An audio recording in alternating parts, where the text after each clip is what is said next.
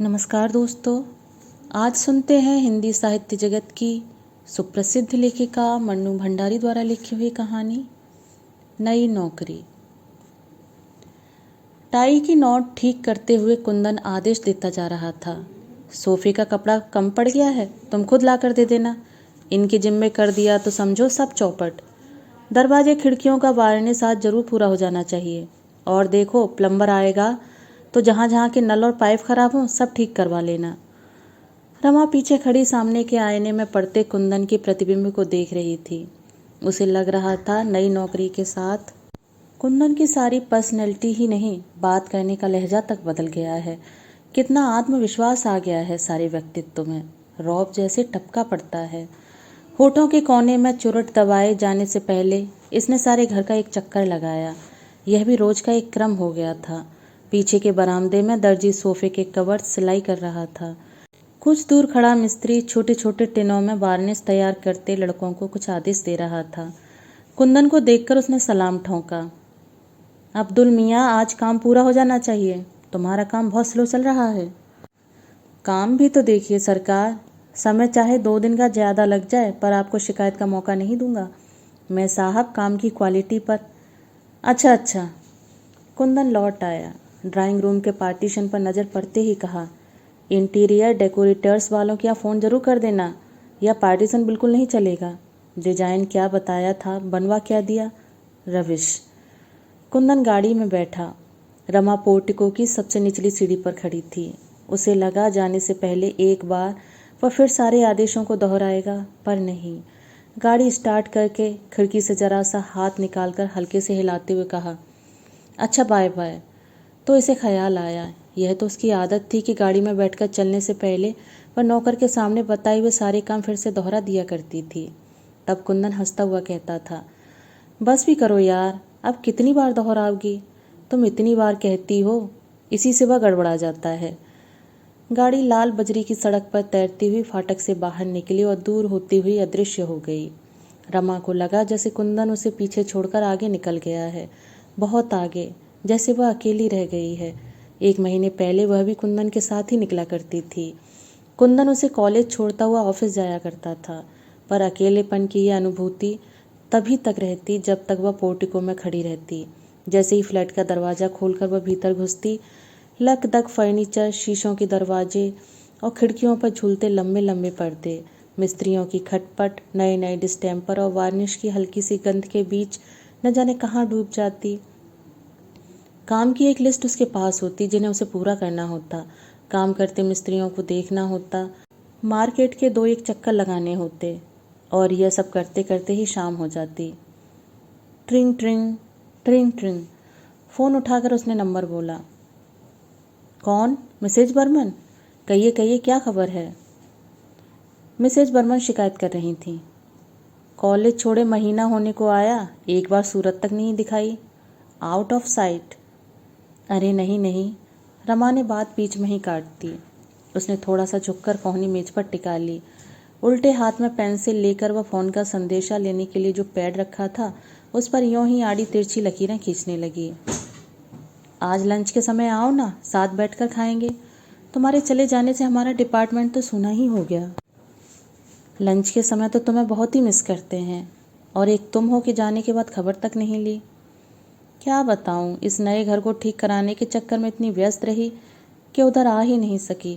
अच्छा यह बताइए सुधा, मालती, जयंती सब कैसी हैं? कहा ना, आज आ जाओ, सबसे मिल भी लेना, खाना भी साथ खाएंगे। आज? और एक क्षण को मन के भीतरी स्तर पर आज के सारे कामों की लिस्ट तैर सी गई। आज तो संभव नहीं होगा मिसेज बर्मन, क्षमा याचना के से स्वर में वह बोली। बस 1 सप्ताह और ठहर जाइए, फिर अपने इस नए घर की पार्टी दूंगी। देखिए अपनी रमा का कमाल, देखेंगी तो समझेंगी कि 1 महीने तक क्या करती रही। फिर और 2-4 इधर उधर की बातें और हल्की फुल्की सी मजाकें हुईं और रमा ने फ़ोन रख दिया। फ़ोन रखने के बाद नए सिरे से इस बात का बोध हुआ कि कॉलेज छोड़े उसे 28 दिन हो गए। जाना तो दूर, उसे कभी ख्याल भी नहीं आया वहाँ का। आश्चर्य के साथ साथ उसे थोड़ी सी ग्लानि भी हुई। वह क्यों नहीं गई, कैसे रह सकी बिना गए? आज बर्मन का फ़ोन नहीं आता तो पता नहीं और भी कितने दिनों तक उसे उधर का ख्याल ही नहीं आता। क्या सचमुच वह बड़े अफसर की बीवी बन गई है? उसे मजाक में कसा हुआ जयंती का रिमार्क याद आया। एकाएक मन हुआ कि अभी चल पड़े, एक बार सबसे मिल ही जाए। मना करने के बाद पहुंचकर वह सबको प्लेजेंट सरप्राइज देगी। उसने रसोई में जाकर 10-12 आलू के पराठे और चाट तैयार करने को कहा। ये दोनों चीज़ें वहाँ सबको बहुत पसंद थीं, सारे डिपार्टमेंट में, और वह मिसेज बर्मन ही विवाहित थीं। बाकी सब कॉलेज हॉस्टल में रहती थीं और अच्छी अच्छी चीज़ें खाने की उनकी फरमाइशें बनी ही रहती थीं। उसे अपनी फेयरवेल पार्टी की याद आई। 10.5 साल की सर्विस थी। प्रिंसिपल ने अनेक शुभकामनाओं के साथ फूलों के बड़े से गुलदस्तों के बीच पार्कर पेन का एक सेट रख कर दिया था। मिसेज चोपड़ा, आप इसी पेन से अपनी थीसिस पूरी करिए। जब भी वापस काम करने का मन हो, बिना किसी संकोच के चली आइए। यहाँ आपका हमेशा ही स्वागत है। उसके डिपार्टमेंट की सभी लेक्चरर्स गाड़ी तक छोड़ने आई थीं। भाई रमा जी, कॉलेज भले ही छोड़ दीजिए, पर लंच के समय खाना लेकर जरूर आया करिए। तो उसकी नम आंखों में भी हंसी चमक उठी थी। तब उसे कुंदन की बात याद हो आई थी। तुम वहाँ पढ़ाने जाती हो या खाने? फ़ोन पर भी जब तुम लोगों की बातें होती हैं तो खाना ही डिस्कस होता है। उसने केवल उन लोगों से ही नहीं कहा था, बल्कि मन में भी सोचा था कि लंच के समय वह कॉलेज चली ही जाया करेगी। आखिर उसे भी तो अपने को कॉलेज से एकदम काट लेने से काफ़ी कष्ट होगा। इस तरह धीरे धीरे तो फिर भी तो क्या कुंदन ने ठीक ही कहा था? कॉलेज छोड़ने का निर्णय लेकर वह चुपचाप रो रही थी और कुंदन उसे समझा रहा था। मैं कह रहा हूँ, तुम्हें कतई अकेलापन नहीं लगेगा, तुम जरा भी कमी महसूस नहीं करोगी। Rather you will feel relieved. कितना स्ट्रेन है तुम पर आजकल। कुंदन को एकाएक विदेशी कंपनी में इतनी बड़ी नौकरी मिल जाएगी, इसकी आशा औरों को चाहे रही भी हो, कुंदन को बिल्कुल नहीं थी। डॉक्टर फिशर से पिछले 8 साल से उसके संबंध थे, विशुद्ध व्यावसायिक संबंध। उनकी प्रशंसा और सद्व्यवहार को भी वह व्यावसायिक औपचारिकता से अधिक कुछ नहीं मानता था। पर 10-12 दिन तक केवल जश्न ही मनाया था रमा और कुंदन ने। पैसे की उसे इतनी लालसा नहीं थी, पर मारवाड़ी कंसर्न का काम उसके टेम्परामेंट के बिल्कुल अनुकूल था। रमा इस नए माहौल से नितांत अपरिचित नहीं थी। क्लब, डांस, डिनर, कॉकटेल, यह सब वह बचपन से देखती आई थी, पर बस देखती ही आई थी, उसमें अपने को कभी घुला नहीं पाई थी। डॉक्टर फिशर ने कुंदन को नौकरी ही नहीं दी थी, धीरे धीरे वे उसकी सारी जिंदगी का पैटर्न भी तय कर रहे थे। उसे 2-3 क्लबों का मेंबर बनना पड़ा। आए दिन दूसरी कंपनियों के बड़े बड़े अफसरों को एंटरटेन करना पड़ता। विदेशियों को हिंदुस्तानी खाना खिलाने के बहाने उसे घर में भी बड़ी बड़ी पार्टियां करनी पड़ती। और 3 महीने पहले उसे कंपनी की ओर से यह फ्लैट मिल गया। उसने सोचा वह अपने इस नए घर को निहायत ही ओरिएंटल ढंग से सजाएगा। विदेशियों के लिए तो यही नवीनता होगी। पर घर के लिए नया फर्नीचर बनवाने, चुन चुन कर चीज़ें खरीदने के लिए दोनों में किसी के पास भी समय नहीं था। कुंदन चाहता था यह काम रमा को करना चाहिए। उसकी रुचि भी बहुत अच्छी थी, यूँ भी यह काम उसी का था। फिर उसकी सुरुचि और सुगढ़ता के तो हल्ले भी थे मित्रों के बीच में, पर रमा के पास समय ही नहीं रहता। सवेरे उठकर वह बंटी को तैयार करके स्कूल भेजती, फिर खुद तैयार होती। तैयार होते होते ही वह नौकरों को आदेश देती जाती, सारे दिन का काम समझाती। नाश्ता करते करते वह अपना लेक्चर तैयार करती। तैयार तो क्या करती, बस सूंघ भर लेती। फिर 9 बजे कुंदन के साथ ही निकल जाती। 3 के करीब वह लौटती, थोड़ा आराम करती और फिर शाम की तैयारी। बाहर नहीं जाना होता था तो घर में किसी को आना रहता था। रात 11-11:30 पर वह सोती तो थककर चूर हो जाती। कुंदन को उस समय हल्की सी खुमारी चढ़ी रहती। कहता, डोंट बी सिली, पार्टी में कैसे थक जाती हो, गाड़ी में बैठ कर जाती हो। खाना पीना, हंसी मजाक, इनमें भी कहीं थका जाता है। गाड़ी में बिठा कर ले जाता हूँ। रमा तब केवल सुनी सुनी आंखों से उसे देखती रहती। मन की भीतरी परतों पर हिस्ट्री के वे टॉपिक्स तैरते रहते जो उसे कल पढ़ाने होते और जिन्हें वह जबरन ही दिमाग से बाहर ठेलने का प्रयास करती। कुंदन उसे बताता रहता कि डॉक्टर फिशर उससे कितने खुश हैं, कितना इम्प्रेस कर रखा है उसने। एकाएक ही उसे अपना भविष्य बहुत उज्जवल दिखाई देने लगा है। पता नहीं थकान के कारण या किसी और वजह से वह उतना उत्साह नहीं दिखा पाती तो कुंदन बिगड़ पड़ता। क्या बात है, देखता हूँ तुम्हें कोई दिलचस्पी ही नहीं है मेरे राइज में। You seem to be. क्या बेकार की बातें करते हो, मुझे नींद आ रही है। कभी कुंदन फ़ोन पर कह देता कि ठीक 7 बजे तैयार होकर रहना, और आकर देखता कि वह तैयार हो रही है तो बिगड़ पड़ता। रमा, तुम्हें टाइम की सेंस कब आएगी? कभी घर पर खाना खाना होता और कोई कसर रह जाती तो रात में बड़े संभल कर कहता, मैं यह नहीं कहता कि तुम खाना बनाओ, 3-3 नौकर तुम्हारे पास हैं, पर जरा सा देख भर लिया करो। ऐसे मौक़ों पर रमा कुछ नहीं कहती।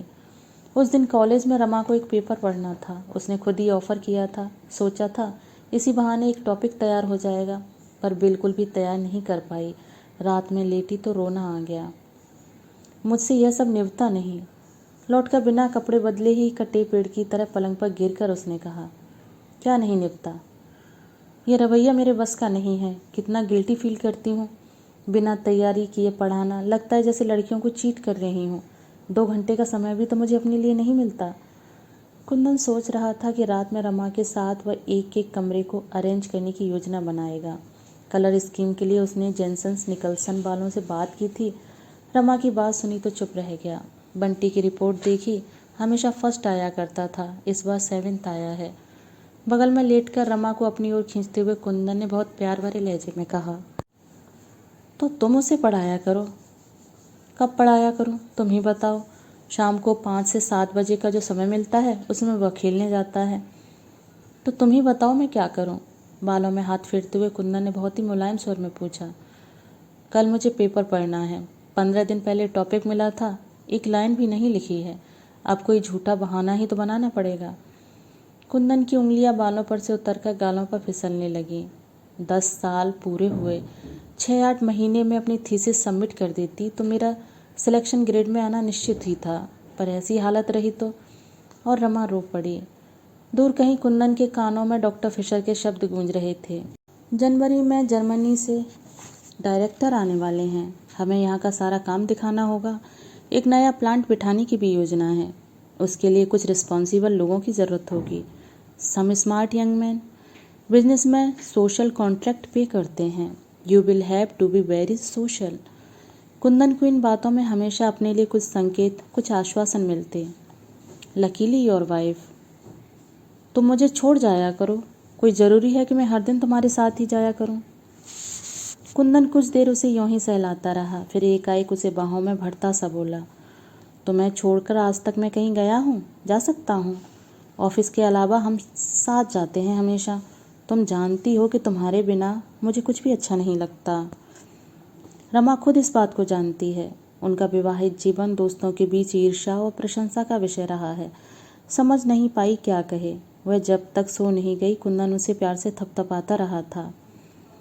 मैम साहब, पराठे अभी बनेंगे? चौंकते हुए रमा ने पूछा, फिर बोली, नहीं नहीं, 12:30 बजे बनाना है। हम 1 बजे कॉलेज जाएंगे। इतने में एक चक्कर बाजार का लगा आऊँ और सोफे का कपड़ा ला कर दे दूँ। उसने एक बार भीतर जाकर मिस्त्रियों को याद दिला दिया कि आज पॉलिश हर हालत में ख़त्म कर देनी है। फिर अपनी डायरी देखी, बाजार से और क्या क्या सामान लाना है। कपड़े बदलने अंदर गई तो देखा नौकर ने रैक से सारी किताबें निकाल रखी थीं और पोंछकर जमा रहा था। इनमें से एक किताब भी उसने नहीं पढ़ी है। कुछ पर तो अभी तक अपना नाम भी नहीं लिखा है। कुंदन ने भी जोश में आकर एक दिन में इतनी ढेर सी किताबें खरीद कर सामने रख दी थीं। बात शुरू दूसरे स्तर पर हुई थी। कुंदन ऑफिस से लौटा ही था कि बिना किसी प्रसंग के रमा ने कहा, मैं कॉलेज छोड़ दूंगी। इस तरह काम करने से तो नहीं करना ज़्यादा अच्छा है। स्वर में न कहीं तलखी थी न शिकायत। बड़े सहज स्वर में उसने कहा था। कुंदन देखता रहा। यही वाक्य था जिसे उसने अनेक बार अनेक तरह से मन ही मन दोहराया था, पर कहने का मौका नहीं मिला था। अब तो उसे यह और भी ज़रूरी लग रहा था, क्योंकि जनवरी तक उसे अपना सारा घर डेकोरेट करना था, ओरिएंटल स्टाइल पर। फिर भी उसने पूछा, क्या बात हो गई? कुछ नहीं। कुंदन को इस समय और बात खींचना अच्छा नहीं लगा। चाय का प्याला हाथ में लिए ही लॉन में निकल गया।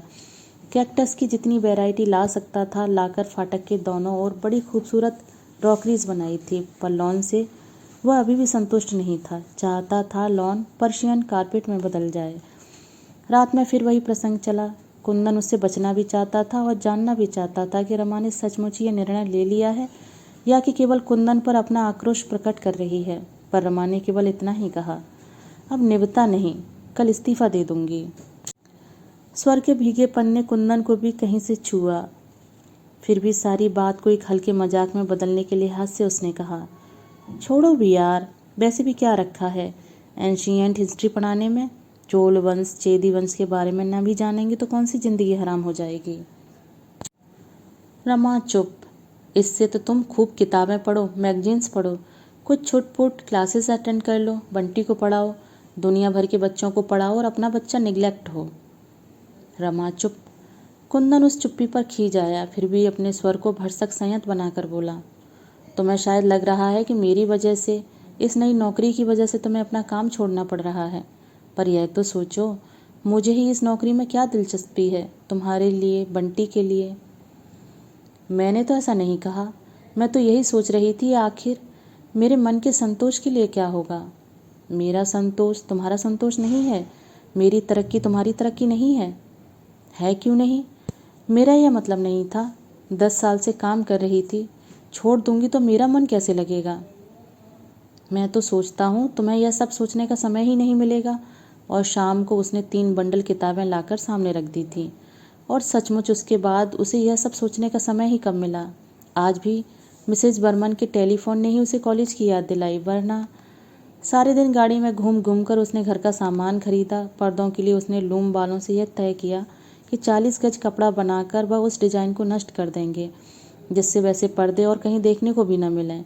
डिज़ाइन भी उसने खुद पसंद करके बनवाया था। राजस्थान की किसी रियासत का बहुत सा सामान नीलाम हुआ था। कितने दिनों तक वहाँ जाकर बैठी थी वह। पुरानी पेंटिंग्स, झाड़ फानूस और भी सजावट की छोटी मोटी चीज़ें उसने खरीदी थीं। आज दरवाज़ों का पॉलिश समाप्त हो जाएगा तो सारा सामान जमाना है। डायरेक्टर मुंबई आ गए हैं, अगले सप्ताह तक यहाँ आ जाएंगे, तब तक वह सब जमा लेगी। इंटीरियर डेकोरेटर्स वालों के यहाँ से एक आदमी बराबर आता रहा है। तभी उसे फ़ोन का ख्याल आया। लाइन एंगेज्ड थी। वह बाहर जाने के लिए निकल ही रही थी कि टेलीफोन की घंटी बजी। रमा ने रिसीवर उठाकर अपना नंबर बोला। ओहो, मैं सोच रहा था तुम कहीं मार्केट के लिए तो नहीं निकल गई होगी। बस निकल ही रही थी। सुनो डार्लिंग, लंच पर मेरे साथ एक साहब होंगे, यहीं के हैं, बहुत फॉर्मल होने की ज़रूरत नहीं है, बस ज़रा देख लेना। डेकोरेटर को फ़ोन किया था पर लाइन नहीं मिली, लौटकर फिर करूँगी। ओके। खट। रसोई में जाकर रमा ने कहा, थोड़ी सब्जियां उबाल कर इन उबले हुए आलूओं में मिला दो, पराठे नहीं बनेंगे, वेजिटेबल कटलेट बना देना। फिर उसने फ्रिज खोलकर देखा, सब कुछ था। जब वह कॉलेज जाती थी तो कुंदन का लंच ऑफिस जाता था, पर आजकल वह लंच के लिए घर ही आ जाता है। 1 तारीख लंच के लिए कुंदन आया। जब भी वह घर आता एक बार सारे घर का चक्कर लगाता, इस नई साज सज्जा को हर एंगल से देखता और उसके चेहरे पर एक संतोषमय गर्वयुक्त उल्लास चमकने लगता। कभी कभी इसी उल्लास में रमा को बाहों में भर कर कहता, यू आर रियली वंडरफुल। यूँ खुले में चूमने की मर्यादा वह तोड़ नहीं पाया था, उसी से केवल उसे दबाकर छोड़ देता। पूरा चक्कर लगाकर बोला, I think everything is in tune. क्यों? कलफ लगा नैपकिन फड़फड़ाता हुआ उसकी गोद में फैल गया। अब कोई आए मुझे चिंता नहीं। 5 तारीख को डायरेक्टर आ रहे हैं, मैं इस बार एक बड़ी पार्टी घर पर ही करूँगा। रमा खाती भी जा रही थी और उसकी प्लेट का ध्यान भी रख रही थी। जो चीज़ खत्म हो जाती रख देती। बस यार, वो रौब पटकना है कि डायरेक्टर की नज़रों में जम जाऊं। एक बार ये लोग इम्प्रेस हो जाएं तो रास्ता साफ। डॉक्टर फिशर तो जब भी कोई मौका आएगा मेरे फेवर में ही राय देंगे। रमा कुंदन के बच्चों जैसे पुलक में आवेश पर मंद मंद मुस्कुराती रही। मैम साहब, आपका फ़ोन है। किसका है? बोलो, बाद में करें। मैम साहब इस समय लंच ले रही हैं। कुंदन इस समय रमा को वह सारी बातें सुनाना चाहता था जो आज उसके और फिशर के बीच हुई थीं। कितने स्पष्ट थे सारे संकेत, फिर भी वह अपने अनुमानों का रमा से समर्थन करा लेना चाहता था। कॉलेज से मिसेस बर्मन का है। बहरा लौटने लगा। अरे ठहरो। और रमा एकदम उठ खड़ी हुई। बातें शुरू हुई तो वह फिर से भूल गई कि कुंदन खाने की मेज पर बैठा है और वह खाना बीच में ही छोड़कर आई है। अरे डार्लिंग, आओ ना, तुम औरतों का भी बस एक बार चरखा चल जाए तो ख़त्म ही नहीं होता। रमा लौट ही रही थी। चरखा क्या, कोई इतने अपनेपन से बुलाए तो मैं ठीक से बात भी ना करूं, यह भी कोई बात हुई भला। अच्छा, अब अपना खाना ख़त्म करो। तुम्हारा हो गया तो तुम उठो ना। नो, यह कैसे हो सकता है भला। खाने के बाद कॉफ़ी लेकर इजी चेयर पर आराम करते हुए कुंदन ने सिगरेट सुलगा ली और गोल गोल छल्लों के रूप में धुआं उगलता रहा। फिर रोज की तरह 5 मिनट के लिए आंखें मूंद ली। रमा अखबार पलटने लगी। अब चलें? झटके से कुंदन उठ खड़ा हुआ। कोट उठाया तो तनख्वाह की याद आई। भीतर की जेब से नोट के 2 बंडल निकाले, एक बड़ा दूसरा छोटा। अरे यह क्या, तनख्वाह ले आए? आज क्या पहली तारीख हो गई? रमा को आजकल तारीख और दिनों का कुछ ख्याल ही नहीं रहता। ये आया, बेरा और खानसामा के हैं, 80-80 और 100। छोटा बंडल बढ़ाते हुए कुंदन ने कहा। रमा ने बंडल ले लिया। और यह तुम्हारा है। फिर जरा सा झुककर बोला, अब जो मुनासिब समझो इस गुलाम को पान सिगरेट के लिए दे देना। और हंस पड़ा। रमा भी मुस्करा दी। Bye bye. और लाल बजरी की सड़क पर तैरती हुई कुंदन की कार रमा को वहीं छोड़कर आगे चली गई। दोस्तों, अभी आप सुन रहे थे मन्नू भंडारी द्वारा लिखी हुई कहानी नई नौकरी। कहानी सुनने के लिए धन्यवाद।